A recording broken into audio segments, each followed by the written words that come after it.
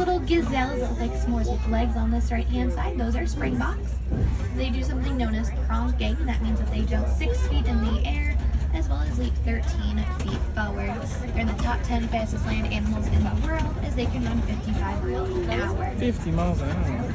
With these giant horns on that right-hand side as well, this is the antlerly cattle. Now their horns range from 4 to 6 feet long, and they might look super heavy, but they're a honeycomb hollow pattern inside and only weigh about 15 to 20 pounds each. They use their horns to circulate blood flow throughout their bodies to maintain a nice body temperature with the hot heat we tend to experience out here in Africa from time to time. And they get a nickname of the Watusi cattle after the Watusi tribe that did domesticate them.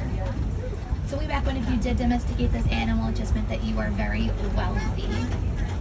Right over here on the left, if you look very closely, you'll see the golden, black, and white colored animals down on the ground kind of lying in the shade.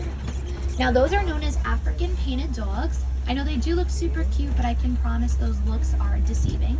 They have the highest percentage success rate in hunting of any African animal, which is 90%. It is because they chase their prey till exhaustion. When a female has a litter of pups, she can have a litter of up to 21 at a time. Vibing. As we do head up and over here, my friends, on the left-hand side, a little further out, that brown antelope is a sable antelope. They are our emblem on the reserves. And a little bit closer to us, those are the white-bearded wildebeest. They go through a great migration, so they'll travel about 500 to 1,000 miles all throughout Africa. 1.5 million of them will start in it. They get a nickname of the Gnu after the grunting noise that they make, but it's spelled G-N-U. Here's your bugs, Carl. Here's your termite mound. 5 days without consuming Oh my God, huh? We're gonna get a little bit closer to the giraffe right over here, coming up on the left-hand side. And a group of giraffes that we do see over here. This is known as a tower. When they are first born, they're about 6 feet tall. And speaking of that 6 feet, that's how high they drop when their mothers give birth to them, as they do give birth standing up. You can see the zebra having some fun in the sand and dirt over there. Was just rolling around. Oh, there we go. Taking a dirt bath. And a group of zebras is known as a dazzle. It's actually one of my favorite group names for a set of animals. I think it's super pretty. Here's another view of a giraffe right over here on the right.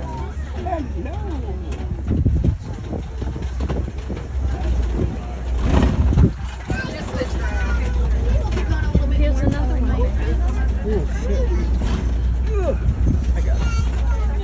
And when zebras are first born, they're able to run 20 minutes after their birth, making them the fastest animal to run after being born.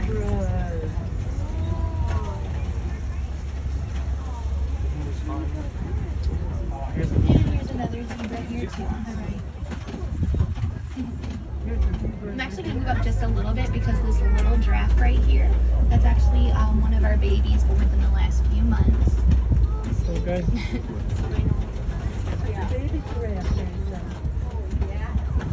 Isn't he so cute?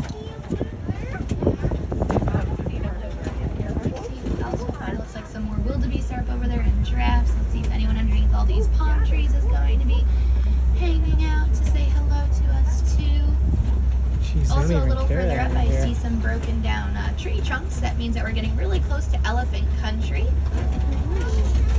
Now, Kuna Matata, no worries if we won't see the elephants right away. There's a chance we'll see them a little bit further up ahead in our savannah adventure too. But elephants have amazing hearing. They can hear from up to 5 miles away. And they also use those giant ears as their own little personal AC unit. So by moving them back and forth, they can actually cool their body temperature down by 15 degrees. And that's because of all the blood vessels that can be found behind those ears of theirs. They also tend to throw mud, dirt, and sand on their backs to act as a natural sunscreen to protect their sensitive skin from the very hot sun. I actually think we'll see our elephant friend a little further up to get slightly closer. But if you look very closely on this left-hand side, like where all these rocks are underneath the trees, there is a monkey sitting on the rock. So that is a mandrill monkey. If you can get a nice view of their face, they do resemble Rafiki from The Lion King. Rafiki is a Swahili word which happens to mean friend. The adult male mandrill monkey's face gets a brighter red or blue when it becomes excited. And once fully matured, they are the largest of the monkey species as well. And right over here on the right is a close view of some elephant friends of mine. And when it is really hot, they stay very hydrated. They can drink about 40 gallons of water using that 6-foot-long trunk of theirs. Oh, that was cool. When female elephants go through their pregnancy term, it will be almost 2 years. It will completely be 22 months. Aside from that long-term pregnancy, when a baby is first born, they weigh almost 300 pounds. When fully grown, they range from 13 to 15,000. And they can typically live to be about 55 to 60 years old. Elephants are also a matriarch society, so that means that they're run by the female.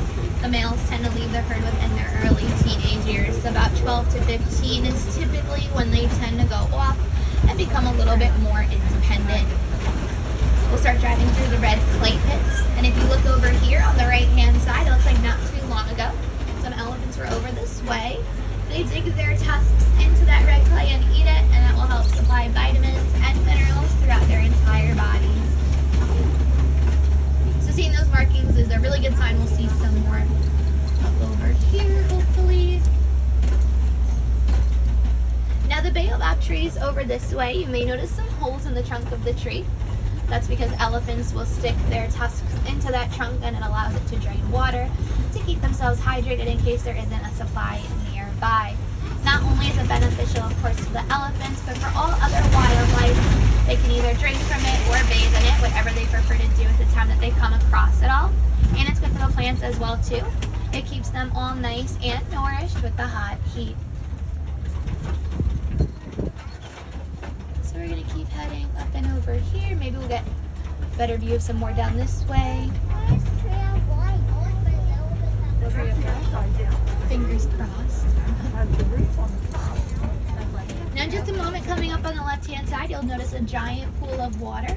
And the elephants like to swim in that when it is a torrential downpour.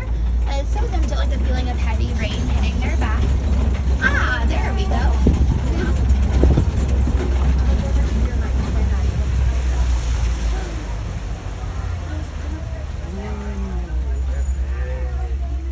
They were playing a little bit earlier, so if you happen to come back from another safari later and you see them playing again, that's usually a really good sign. You might hear them trumpet too. Now over on this left-hand side, this is Flamingo Island, home to the greater flamingos. They're the lightest shade of pink of the type of flamingo species and the tallest. You may see some gray and white flamingos. Those are babies. They'll turn pink about a year after they are born due to all that beta carotene in the shrimp that they eat. A group is known as a flamboyance.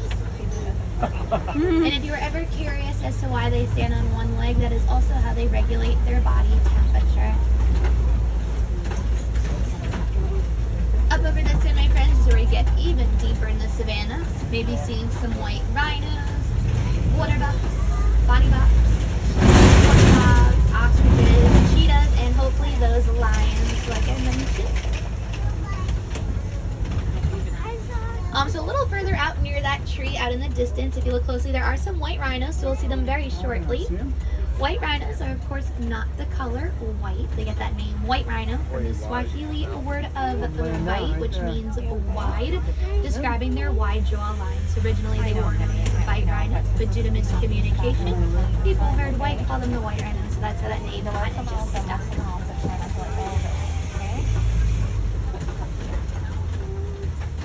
Now, when female rhinos go through their pregnancy, it is once every 3 to 4 years, and the baby weighs about 80 to 100 pounds when first born. About every month after being born, it grows about 100 until it will reach its full 5,000 pounds. And speaking of a baby, that little one that's to the right-hand side on the left is actually our baby that's almost a year old. He'll be a year old next week. Although he doesn't look it since he's getting so big.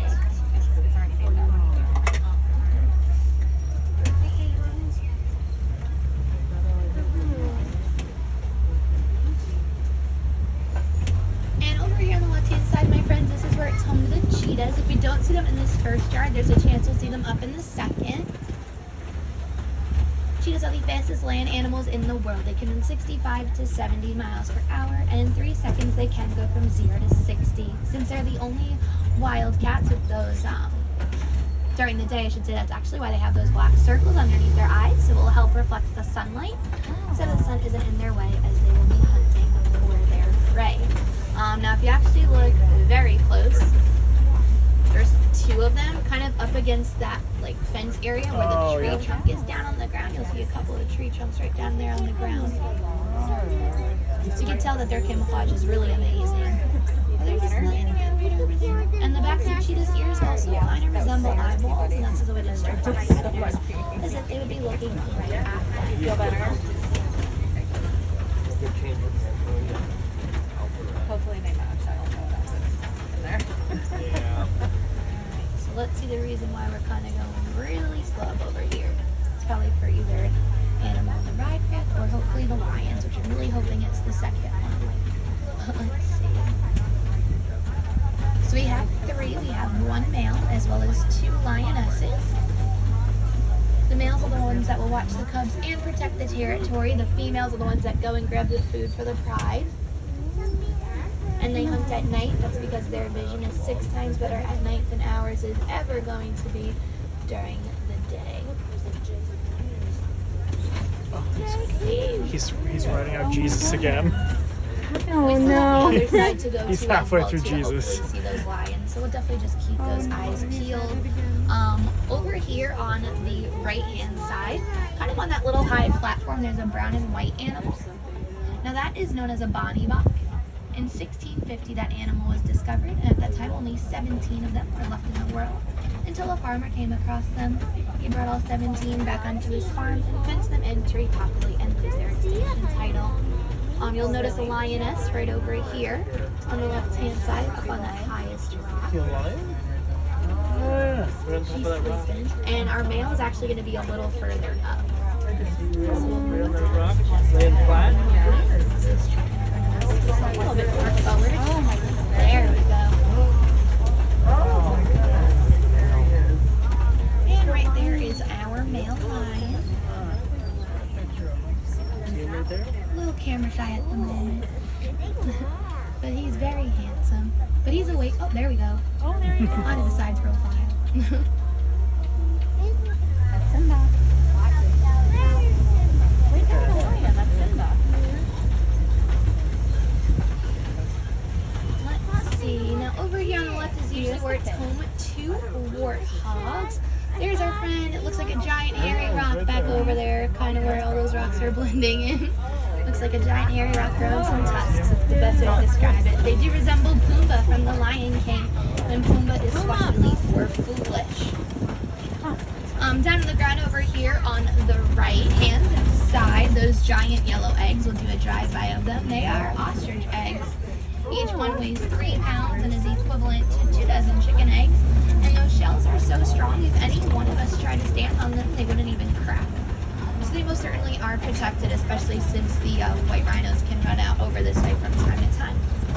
Mom doesn't have to worry about them too much. But my friends, as we do head up and over here, we're going to start to leave the savannah and enter into the last part of the reserve. This will be known as Bugatti Glen.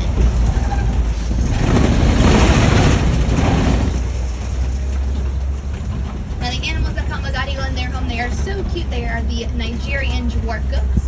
When fully grown, they stand 2 feet tall and weigh 65 pounds when fully grown.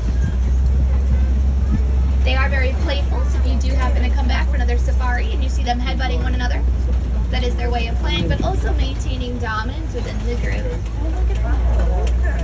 So this is right over here on the left-hand side.